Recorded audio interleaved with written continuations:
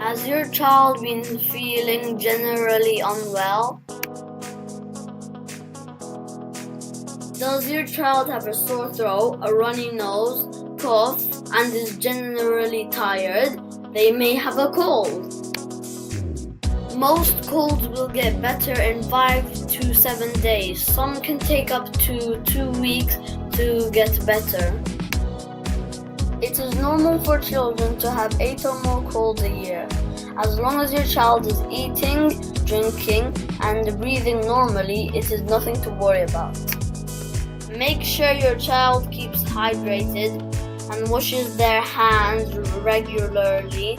You can also use nose drops and give them some medicines to help with the pain. Go to your GP if your child has had a sore throat for more than 4 days, a high temperature, and is generally unwell. Or if your child has had a cough for more than 3 weeks.